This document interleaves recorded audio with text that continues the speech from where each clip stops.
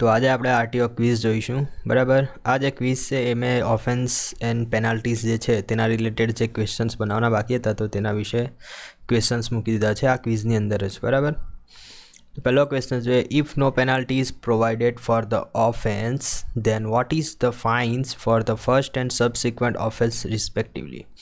એટલે કે જ્યારે કોઈ એવા ઓફેન્સ હોય કે જેના માટે ફાઇન્સ પ્રોવાઈડ કરવામાં નથી આવી, શાની અંદર? તો મોટર વ્હીકલ એક્ટ 1988ની અંદર બરાબર. તો તે સમયે તમને જે ફાઇન્સ લાગુ કરવામાં આવે છે તો તે કયા સેક્શન્સમાં પ્રોવાઈડ કરવામાં આવ્યા છે અને તે કેટલા છે બરાબર. અહીં તો કેટલા છે એટલું જ છે બરાબર. તો maximum 500 to 1500, maximum 500 to 1000, maximum 1000 and 1500 બરાબર. તો પહેલી વખત ઓફેન્સ કરશો તો 500, બીજી વખત ઓફેન્સ કરશો તો 1500 બરાબર.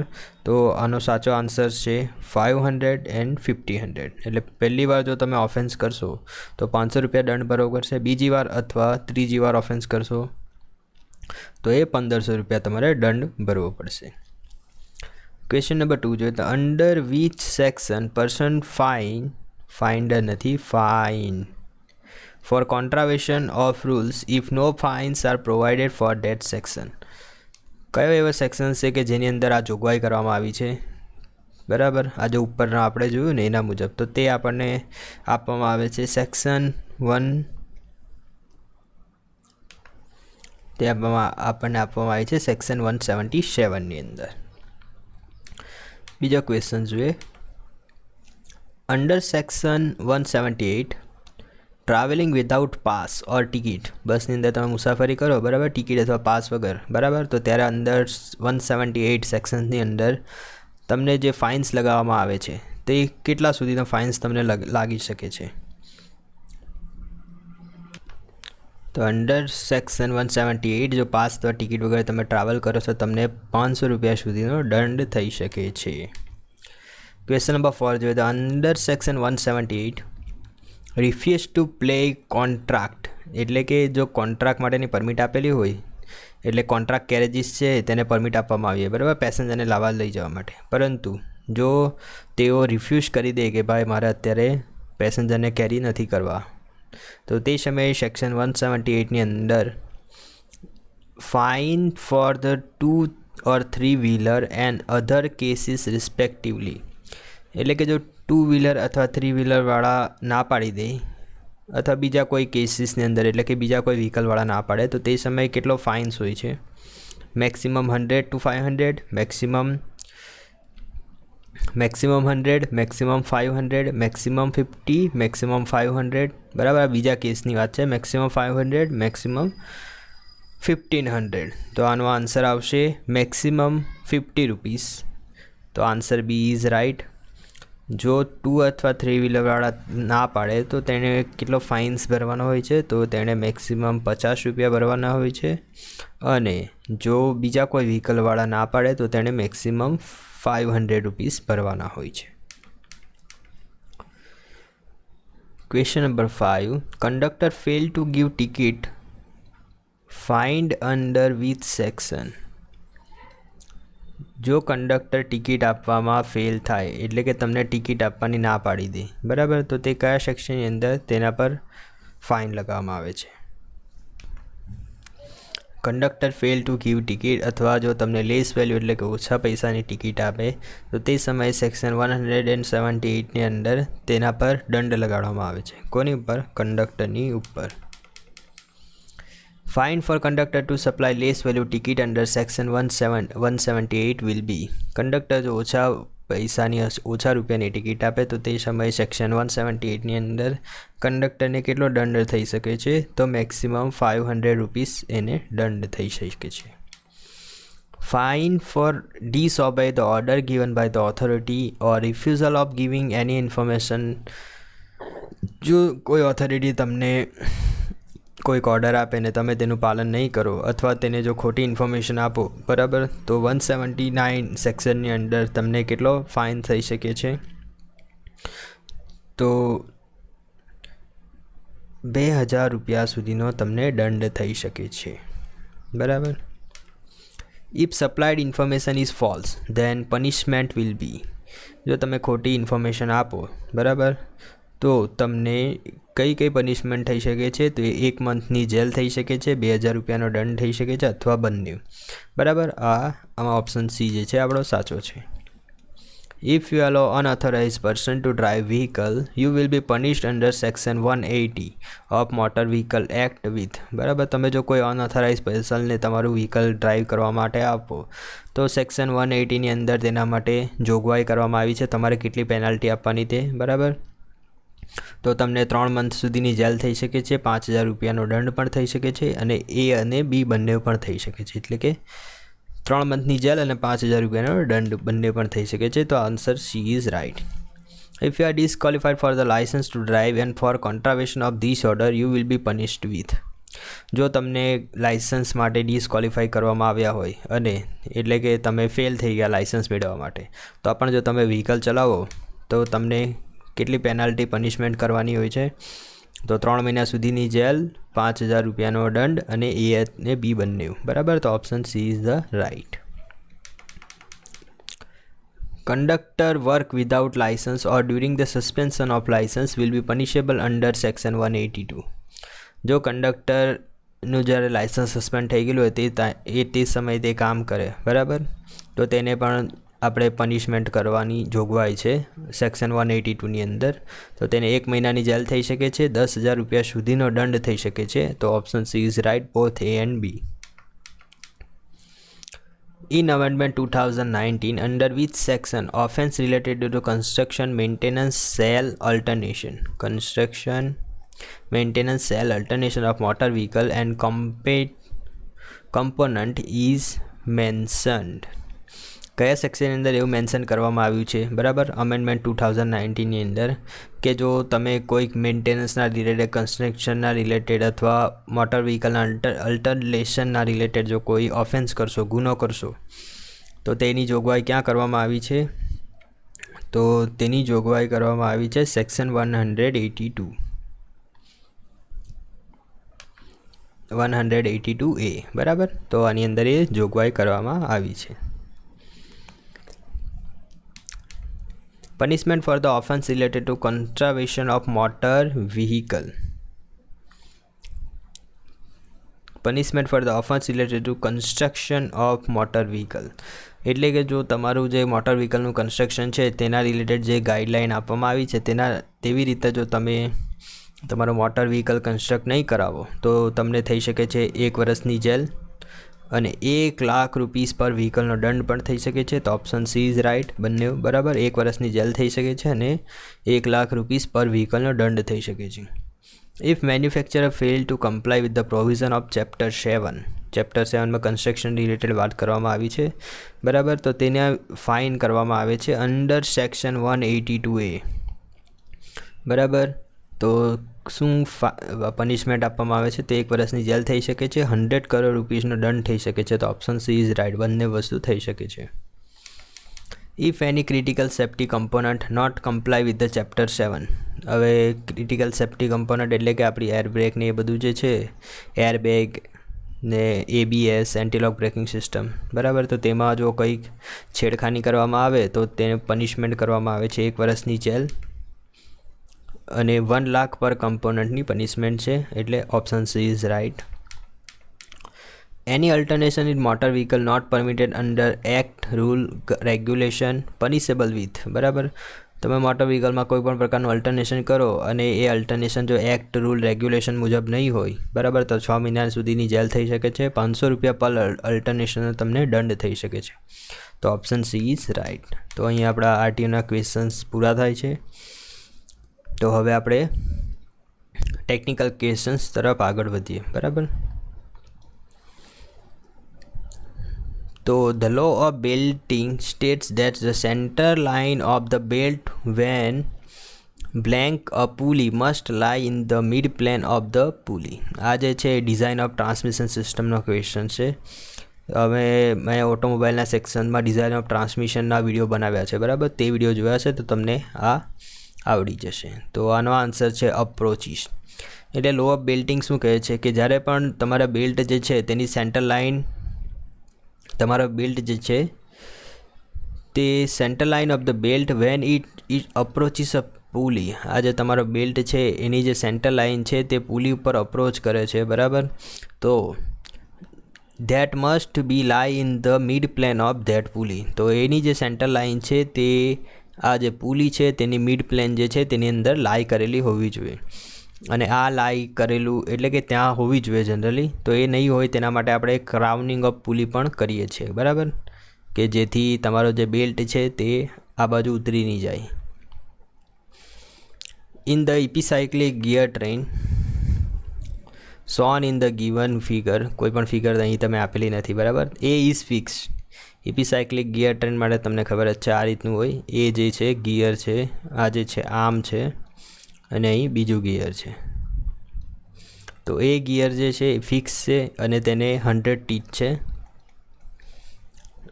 બી ગિયર જે છે તેને 20 ટીથ છે. ચાલો આપણે અહીં થોડુંક ચેન્જ કરી દઈએ અને એ ગિયર આપી દઈએ, એની પાસે છે 100 ટીથ. આ બી ગિયર કહી દઈએ, એની પાસે છે 20 ટીથ. અને આર્મ સી એટલે આ જે છે આપણો આર્મ્સ છે, સી છે એ રોટેટ કરે છે. કેટલા? 3 રિવોલ્યુશન રોટેટ કરે છે. The number of revolution made by B will be. હવે એ જે છે આ તો આપણું ફિક્સ છે, બરાબર. તો બી કેટલા રિવોલ્યુશન રોટેટ કરશે?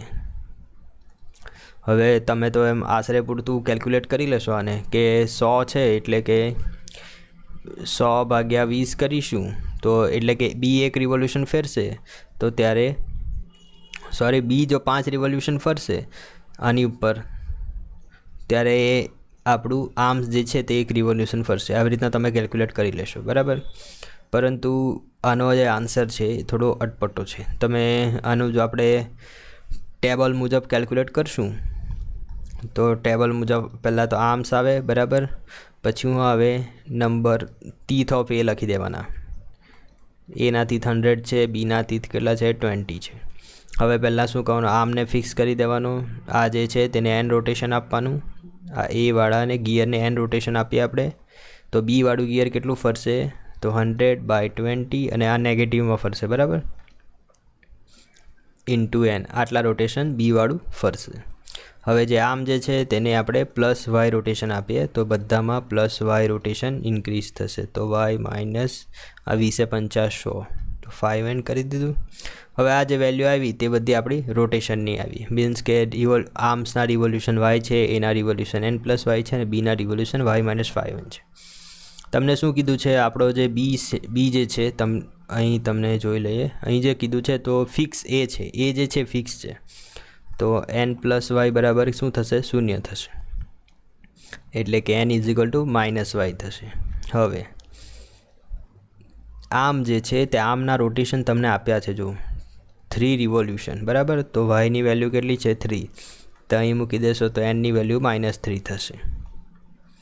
હવે આના પરથી આપણે બીના રિવોલ્યુશન શોધવાના છે. તો એન બી આપણે શોધીએ તો y - 5n બધી વેલ્યુ મૂકી દેવાની. yની વેલ્યુ કેટલી છે? 3 - 5, nની વેલ્યુ -3.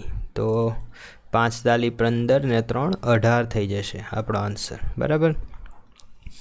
તો the number of revolution made by B will be. તો આની અંદર ઓપ્શન્સ મેં ખોટા મૂક્યા છે. એક જ મિનિટ હું ચેક કરી લઉં. આ જે ઉપરનો ક્વેશ્ચન છે તે અહીં નીચે બેઠો લખ્યો છે, મેં અહીં આવ્યો. અહીં તમે જોઈ શકો છો આ જે ક્વેશ્ચન છે બેઠો છે, ફક્ત ઉપરના ઓપ્શન અલગ અલગ છે, બરાબર. તો આની અંદર આપણને આન્સર આવી જશે કેટલો? 18 જે છે આપણો એકદમ સાચો આન્સર છે. The number of revolution made by B will be. અને આ ફિગર પણ અહીં આપેલી જ છે, બરાબર. આ જે ક્વેશ્ચન છે એ બેઠો ઉપર છે આવ્યો.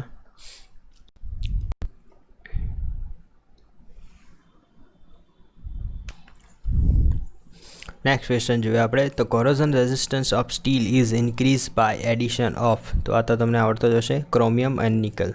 ક્રોમિયમ અને નિકલ ઉમેરવાથી સ્ટીલનો કોરોઝન રેઝિસ્ટન્સ ઇન્ક્રીઝ થાય છે.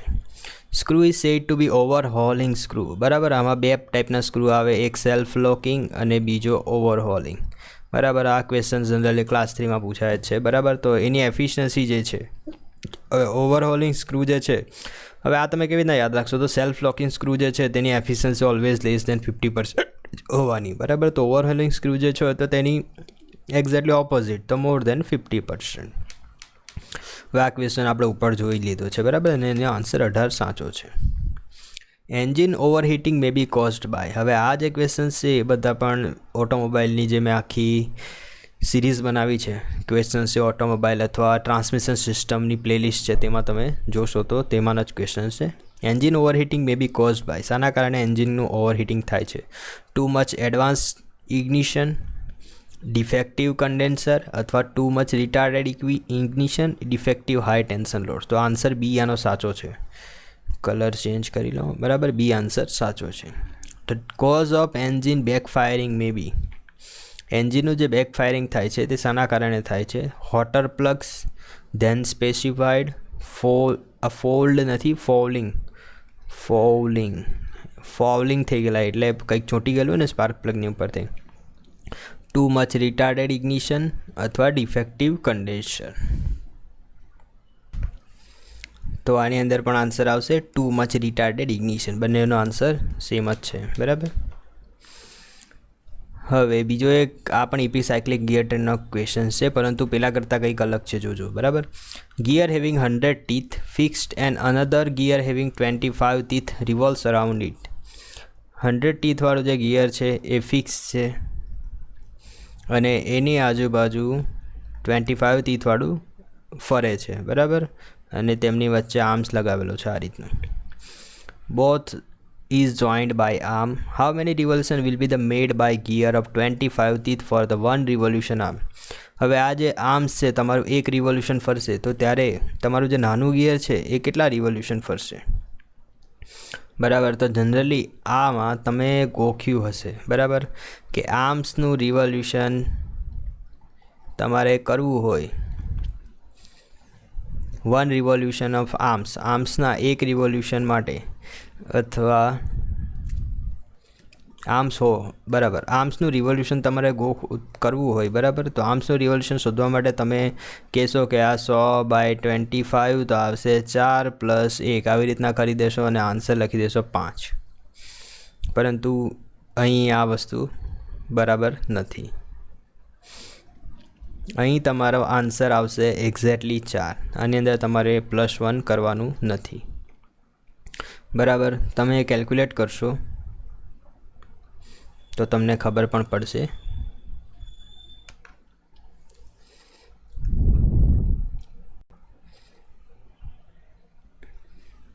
સોરી, આમાં મેં તમને કીધું કે 4 + 1 નહીં આવે, પરંતુ જનરલી 4 + 1 જ થાય છે અને 5 જ આન્સર આવે છે, બરાબર. અહીં મેં કેલ્ક્યુલેશન કરી છે, તમે જોઈ શકો છો. આર્મ્સને ફિક્સ કર્યો, 100 ગિયરવાળું 25 ટીથવાળું ગિયર જે છે બંનેનું કેલ્ક્યુલેશન કરી આ રીતની, તો મારો આન્સર ફરીથી 5 જ આવ્યો, બરાબર. પરંતુ આ જે ક્વેશ્ચન છે એ ઈસરોમાં પૂછાયો છે, બરાબર. ઈસરોની એક્ઝામમાં પૂછાયો છે અને તેમાં આન્સર કીની અંદર 4 આપ્યો છે, ખબર નહીં હવે રિવાઇઝ આન્સર કીની અંદર 5 આપ્યો હોય તો ખબર નહીં, પરંતુ મેં કેલ્ક્યુલેટ કર્યું તો આન્સર 5 જ આવે છે. તો તમે પણ જોઈ લેજો એને જરાક. ગ્રે બોડી જે છે તેની ઇમિસિવિટી કેટલી હોય છે? તો ગ્રે બોડીની ઇમિસિવિટી, જો પહેલાં તો બ્લેક બોડી આવે, બ્લેક બોડીની ઇમિસિવિટી કેટલી? 1. વ્હાઇટ બોડીની ઇમિસિવિટી કેટલી? 0. બ્લેક બોડીની ઇમિસિવિટી 0 અને વ્હાઇટ બોડીની ઇમિસિવિટી 1. તો આ બ્લેક અને વ્હાઇટની વચ્ચે જે આવે છે તે ગ્રે બોડી હોય છે. તો ગ્રે બોડીની ઇમિસિવિટી <1, = 1 તો નહીં આવે, મોર ધેન 1 પણ નહીં આવે, નન ઓફ ધીસ પણ નહીં આવે. તો ઓપ્શન એ ઇઝ રાઇટ કે ગ્રે બોડીની ઇમિસિવિટી <1 છે. The operation or smoothing, squaring the surface around a hole is known as. કોઈ પણ હોલ પાડેલો હોય તો તેની આજુબાજુની સરફેસ છે તેને સ્ક્વેર કરવાનું જે ઓપરેશન છે, બરાબર. તો જનરલી આ રીતનો હોલ હોય તો તેની આજુબાજુની જે સરફેસ હોય તેને સ્ક્વેર કરી દેવામાં આવે છે. શાના માટે? કે એની અંદર સ્ક્રૂનું જે હેડ છે તે બેસી જાય. તો તે પ્રોસેસને કાઉન્ટર સિંકિંગ કહેવાય, કાઉન્ટર બોરિંગ કહેવાય, ટ્રેપનિંગ કહેવાય કે સ્પોટ ફેસિંગ કહેવાય. તો આના આન્સર છે સ્પોટ સ્પેસિંગ, બરાબર. કાઉન્ટર સિંકિંગ, કાઉન્ટર બોરિંગ કોને કહેવાય, ટ્રેપનિંગ કોને કહેવાય, તો આના માટે હું એક અલગથી વિડીયો બનાવી દઈશ, બરાબર, આ બધી મિસેલેનિયસ પ્રોસેસ વિશે, તો તેમાં તમને ખબર પડી જશે. તો આપણો જે આન્સર છે એ છે spot facing. The oxidising process use for aluminium and magnesium. Aluminium અને મેગ્નેશિયમ માટે જે પણ ઓક્સિડાઇઝિંગ પ્રોસેસ વપરાય છે તેને શું કહેવામાં આવે છે? ગેલ્વેનાઇઝિંગ, એનોડાઇઝિંગ, પાર્કરાઇઝિંગ કે શેરેડાઇઝિંગ. તો એને કહેવામાં આવે છે એનોડાઇઝિંગ. એનોડાઇઝિંગ પ્રોસેસમાં શું થાય? એક પોઝિટિવ અને નેગેટિવ ઇલેક્ટ્રોડ હોય છે, ઉપરથી ઇલેક્ટ્રિસિટી પ્રસાર કરવામાં આવે છે અને ઓક્સિડાઇઝેશન થાય છે. બરાબર. તો એલ્યુમિનિયમ મેગ્નેશિયમની ઓક્સિડાઇઝિંગ પ્રોસેસને એનોડાઇઝિંગ કહેવાય છે. Critical pressure of liquid is the pressure. એવું કયું પ્રેશર છે કે જેને ક્રિટિકલ પ્રેશર ઓફ લિક્વિડ કહેવામાં આવે છે? તો જે પ્રેશરની ઉપર લિક્વિડ રાખેલું હોય અને તમે એમાં ચેન્જીસ કરો, શાની અંદર? ટેમ્પરેચરની અંદર જનરલી ચેન્જીસ કરીએ તો શું થશે? એકચ્યુઅલી આ ક્વેશ્ચન થોડો કન્ફ્યુઝિંગ છે. બરાબર. આ ઇસરોમાં પૂછાયો છે આ પણ ક્વેશ્ચન્સ. તો critical pressure of liquid is the pressure above which liquid will remain liquid. એટલે કે લિક્વિડ જે છે તે લિક્વિડ જ રહેશે. બરાબર. એટલે કે ઓકે, આપણે જે પેલો ડાયાગ્રામ જોયો છે, બરાબર, આ આપણો એન્થાલ્પીવાળો જે ડાયાગ્રામ છે, એન્થાલ્પીવાળા ડાયાગ્રામના આ પોઈન્ટને આપણે ક્રિટિકલ પ્રેશર ટેમ્પરેચર પોઈન્ટ કહીએ છીએ. હવે અહીં જનરલી શું થતું હોય છે? આપણું આ રિજનમાં લિક્વિડ હોય છે, બરાબર, અને અહીંથી ઉપરના રિજનમાં જશે તો એ વેપરમાં કન્વર્ટ થઈ જશે.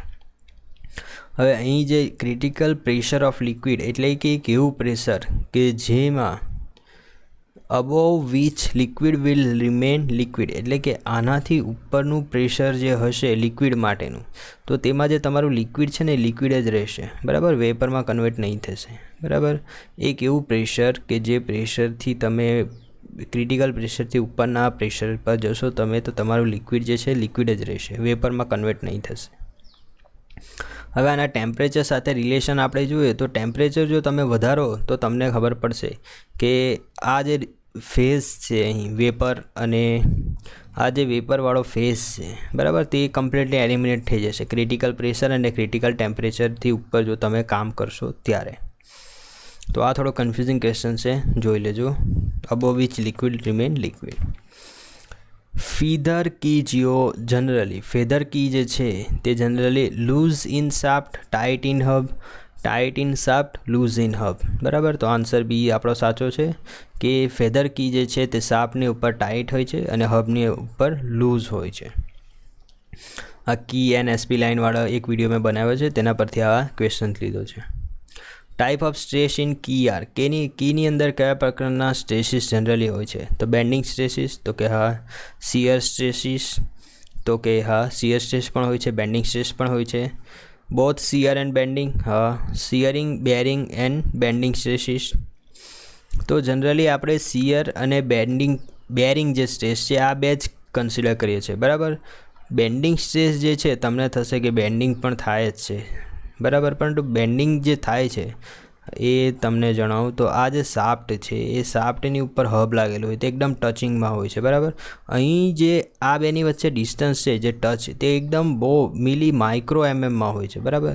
તો તેના કારણે જનરલી બેન્ડિંગ સ્ટ્રેસ કન્સિડર કરતા નથી, તો ફક્ત શિયર અને બેરિંગ સ્ટ્રેસ જ કન્સિડર કરીએ છીએ. તો આપણા ટેકનિકલ સેક્શન્સ જોયું. હવે જોઈએ તો ઇંગ્લિશના કેટલાક ક્વેશ્ચન્સ જોઈ લઈએ. I am also your friend. Would you invite me blank your birthday celebration? હવે જનરલી આપણે જોઈએ ને would you invite me on your birthday એમ જ કરી દઈએ. બરાબર. બર્થડે સેલિબ્રેશન આ રીતનું કોઈ આખું વાંચતા નથી. તો generally would you invite me in your birthday celebration આવશે. બરાબર. તો option C is right. I am in blank hostel now. I am in boys હોસ્ટેલમાં છું, તો બોયઝ ના, તો આનો જનરલી આન્સર બોયઝ પછી આવી રીતના આવશે. બરાબર. જ્યારે પણ બહુવચન હોય ને તેનું એપોસ્ટ્રોફી કરવાનું ને તો બોયસીસ તેના બદલે ફક્ત આપણે ઉપર એપોસ્ટ્રોફી લગાડીએ છીએ આ રીતના. બરાબર. આઈ હેડ ટુ વોક 5 કિમી yesterday as I had blank rupees for fare. મારી પાસે ભાડાના થોડા રૂપિયા હતા, થોડા રૂપિયા પણ નહીં હતા. ઓકે, ચલો, મેં આગળના વિડીયોમાં તમને જણાવ્યું છે. બરાબર. ફ્યુ ક્યારે વપરાય? જ્યારે થોડા રૂપિયા પણ નહીં હતા. બરાબર. અને અહીં જે અ ફ્યુ છે એટલે આ જનરલી નેગેટિવમાં વપરાય છે. નેગેટિવ વાક્ય જે હોય છે તેમાં ફ્યુ વપરાય છે, અને હકાર વાક્ય પોઝિટિવ હોય તો અ ફ્યુ વપરાય છે. આની અંદર આન્સર શું આવશે? મારે ગઈકાલે 5 કિમી ચાલવું પડ્યું. એઝ આઈ હેડ લિટલ તો આવશે જ નહીં, ખબર છે. લાસ્ટ વિડીયોમાં તમને જણાવ્યું છે લિટલ કેમ નહીં આવે તે, લાસ્ટ જે ક્વિઝનો વિડીયો હતો તેમાં. તો ફ્યુ અને અ ફ્યુમાંથી તમારે મૂકવાનો છે આન્સર, બરાબર. તો મારી પાસે થોડા રૂપિયા પણ નહીં હતા એટલે નેગેટિવ મિનિંગ આવ્યો, બરાબર. તો આન્સર આવશે ફ્યુ, ખાલી ફ્યુ, બરાબર. અ ફ્યુ નહીં આવશે. આઈ હેવ યેટ ખાલી જગ્યા options to solve this question, I never lose hope. હવે આ ક્વેશ્ચન તમે વાંચશો ને તો તમને ખબર પડશે કે આ જે છે ક્વેશ્ચન એ પોઝિટિવ ભાવ દર્શાવે છે, બરાબર. પોઝિટિવ ભાવ જ્યારે દર્શાવતા હોય ત્યારે તમને ખબર જ છે. I have yet a few option, કે હજુ પણ મારી પાસે થોડા ઓપ્શન બચેલા છે, બરાબર. હજુ પણ મારી પાસે થોડા ક્વેશ્ચન સોલ્વ કરવા માટે બચેલા છે, અને હું મારી કોઈ પણ આશા લોઝ કરીશ નહીં, એટલે કે હું કોઈ પણ આશા છોડીશ નહીં. તો અહીં અ ફ્યુ આવશે. I would not allow you to enter blank showing me a pass. Option જોઈએ તો without showing me a pass, તો આન્સર ઇઝ રાઇટ, બરાબર. ફોર, અબાઉટ, બિફોર એવું તો આવશે જ નહીં.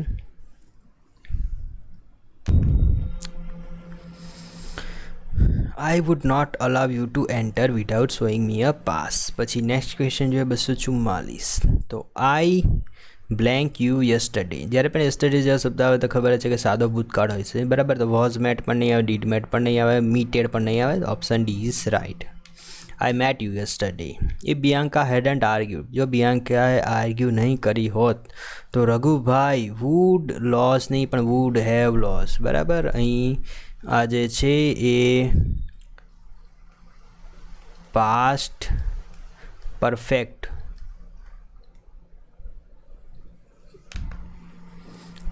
પાર્ટિસિપલનો યુઝ કરવામાં આવ્યો છે, બરાબર. વુડ હેવ લોસ, તો રઘુભાઈ કેસ હારી ગયા હોત, પણ એકચ્યુઅલી એ કેસ હાર્યા નથી, બરાબર. ઇફ આઈ ખાલી જગ્યા લોટ of money I wouldn't work એનીમોર. જો મારી પાસે બહુ બધા પૈસા હોય તો હું જરાક પણ કામ કરું નહીં. તો આપણે જોઈશું તો અહીં તમને ડાયરેક્ટ જ ખબર પડી જશે કે અહીં જે છે if I wear a king, બરાબર. તો આ રીતનું તમને ખબર હશે, બરાબર, કે જો હું રાજા હોઉં તો તમને ખબર હશે. તો અહીં બહુવચનનું ભૂતકાળનું રૂપ મૂકવાનું હોય છે જ્યારે માનસિક સંભાવનાઓ દર્શાવવામાં આવી હોય, બરાબર. માનસિક ઈચ્છાઓ કે જે શક્ય નથી તે દર્શાવવામાં આવી ત્યારે તમે અહીં બહુવચનનું રૂપ ભૂતકાળનું મૂકી શકો છો, પરંતુ અહીં ઓપ્શન એ નથી. If I had a lot of money, બરાબર. તો ઓપ્શન સી ઇઝ રાઇટ. જો મારી પાસે બહુ બધા પૈસા હોય તો હું કામ નહીં કરું. If you have blank good friends in life is what living. જો તમારી પાસે થોડા ઘણા મિત્ર હોય જીવનમાં તો જીવન જીવવા યોગ્ય લાગે છે. તો if you have a few, એટલે જો ફક્ત ફ્યુ તમે વાપરીશો તો આ નકાર અર્થ છે. તો નકાર તો અર્થ છે નથી, તો આપણે અ ફ્યુ મૂકવું પડશે, બરાબર. જો તમારી પાસે થોડા મિત્રો હોય તો જીવન જીવવા યોગ્ય લાગે છે. In olden days dove blank messages take, took, taken, had to. હવે ઓલ્ડન ડેઝની વાત કરવામાં આવે છે, ભૂતકાળનું વાક્ય રચના થાય છે, બરાબર. તો ડવ્સ ટુક મેસેજીસ. ઓકે, તો આટલા આપણે ક્વેશ્ચન્સ જોયા. હવે આપણે ગુજરાતીના છંદ વિશે જોઈ લઈએ કેટલાક ક્વેશ્ચન્સ. તો નવી સાલ પૂછે જતી સાલને કે. તો આમાં આપણે છંદ કયો છે તો તે ઓળખવા માટે તો સૌપ્રથમ તો અક્ષર જ ગણવાના, બરાબર. છંદ માટે 1 2 3 4 5 6 7 8 9 10 11 12. 12 અક્ષર આવે એટલે તમને ખબર પડવું જોઈએ શું યાદ આવે? ટોટક. ટોટકની અંદર તમને ખબર જ હશે કે 12 છે, બરાબર. તો 12 અક્ષરવાળો એક તો ટોટક છે, બીજો પણ એક છંદ છે. કયો છંદ છે? ભુજંગી. તો બરાબર, તો ભુજંગી અને ટોટક આ બંનેમાં ડિફરન્સ શું છે તે તમને ખબર હોવો જોઈએ. હવે આવી રીતના એક્ઝામમાં તમને પૂછાય તો થોડુંક અઘરું પડી જાય, બરાબર. તો તે સમયે એને યાદ કેવી રીતના રાખવાના? તો ટોટક જે છે તેનું બંધારણ છે સ સ સ સ, બરાબર. ભુજંગીનું ય ય ય ય છે, બરાબર. તો આ સ સ સ ને ય ય ય યાદ કેવી રીતના રાખવાનું? તો તેને પણ યાદ રાખવાનું જોઈ લઈએ આપણે. ટોટક, તો ટોટકમાં ટોટકશ આવી રીતના યાદ રાખો. અને ભુજંગીમાં ભૌજંગી, ભૌ અથવા ભયજંગી યાદ રાખો. બરાબર, ભયજંગી. બરાબર, તો તેની અંદર ય આવે તો ય. બરાબર, હવે ય 4 જ વાર કેમ? કેમ કે 12 અક્ષર છે. બરાબર, તો 12 અક્ષર માટે 2 છંદ, એક તો ટોટકશ અને ભયજંગી. બરાબર, તો આવી રીતના યાદ રાખશો તો તમને યાદ આવી જશે કે સ સ સ અને ય. તો હવે આપણે આની અંદર તો આપણે લઘુ ગુરુ મૂકવા જ પડશે. તો લઘુ ગુરુ લઘુ ગુરુ છે ગુરુ. તો સ એટલે કે સ લગા એટલે આપણે જોઈએ તો લઘુ ગુરુ એવું તો આવતું જ નથી. તો ભુજંગી જોઈએ તો ભુજંગીમાં આવે છે ય માતા. લઘુ ગુરુ. બરાબર, તો પહેલાં 3 અક્ષર પરથી તમને ખબર પડી જશે કે આપણો જે છંદ છે એ કયો છે? ભુજંગી છંદ છે. બરાબર, ભુજંગીમાં ભયજંગી એવી રીતના યાદ રાખશો તો ય અને ટોટકશમાં સ પાછળ લગાડી દે તો સ. બંનેમાં 12 અક્ષર. બરાબર, ભૂરું છે નભ સ્વચ્છ દિશતી એકે નથી વાદળી. તો આને આપણે અક્ષર જ ગણીએ. 1 2 3 4 5 6 7 8 9 10 11 12 13 14 15 16 17 18 19 અક્ષરવાળો છંદ કયો છે? તમને ખબર હોવી જોઈએ. 19 અક્ષરવાળો એક જ છંદ છે. કયો? શાર્દુલ વિક્રીડિત. તો આ જે છંદ છે તે 19 અક્ષરનો એક જ માત્ર છંદ છે. તો જ્યારે પણ 19 અક્ષર થાય ત્યારે તમારે કશું ચિંતા નહીં કરવાની, શાર્દુલ વિક્રીડિત લખી દેવાનું. શાર્દુલ વિક્રીડિતનું બંધારણ શું છે? તો બંધારણ તમને ખબર હોવી જોઈએ. શાર્દુલ વિક્રીડિત બંધારણ છે મસ જસ તત ગા. શોભા ખંડેરની થઈ કથણ વજરશી ભોયમાં મૂળ રોપી. 1 2 3 4 5 6 7 8 9 10 11 12 13 14 15 16 17 18 19 20. ફરીથી ગણીએ આપણે. 1 2 3 4 5 6 7 8 9 10 11 12 13 14 15 16 17 18 19 20 21. બરાબર, તે 21 અક્ષર થાય છે. અહીં જે છે વજર, આ વજર 3 અલગ રીતે આપ્યા છે. બરાબર, શબ્દ તો 3 અક્ષર જો અલગ રીતે આપ્યા હોય તો તેને 3 અક્ષર ગણવાના. બરાબર, 1 2 3 અક્ષર ગણી લેવાના. 21 અક્ષરવાળા આપણા છંદ કયા છે? તો 21 અક્ષરવાળો છંદ એક જ છે, સ્ત્રગધરા. બરાબર, તો સ્ત્રગધરા જે છંદ છે તે 21 અક્ષરવાળો છંદ છે.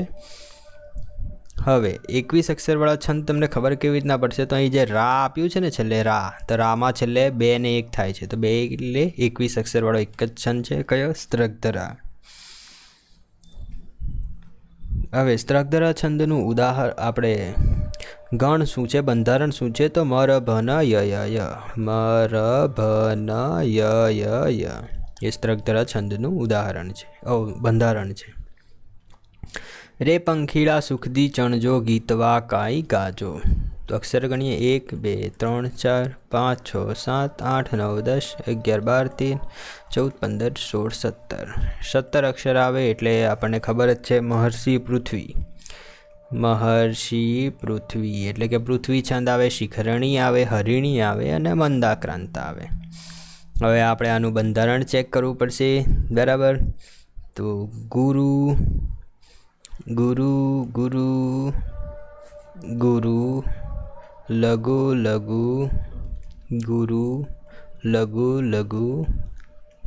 ગુરુ. તો પહેલાં 4 અહીં ગુરુ થાય છે અને પછીના 5 લઘુ થતા હશે. બરાબર, તો પહેલાં 4 ગુરુ પછીના 5 લઘુ. બરાબર, તો આવું કયો છંદ છે? 4G5L વાળો. તો 4G5L વાળો આપણો છંદ છે મંદાક્રાંતા. પહેલો જે છંદ છે તેમાં 4 ગુરુ અને 5 લઘુ આવી જાય છે. બરાબર, તો આપણો મંદાક્રાંતા છંદ છે. રે પંખીડા સુખથી ચણજો ગીતવા કાંઈ ગાજો. મંદાક્રાંતા છંદની અંદર આપણે શું જોયું હતું બીજું? કે યતિ આવે છે. યતિ ક્યાં આવે છે? તો મંદાક્રાંતામાં આપણે 4 અને 10મા અક્ષરે યતિ આવે છે. તો રે પંખીડા બરાબર 4 અને 6 બીજા એટલે કે 4 અને 10. તો રે પંખીડા સુખથી ચણજો ગીતવા કાઈ ગાજો. તે આપણે છંદ થશે મંદાક્રાંતા 17 અક્ષર બરાબર.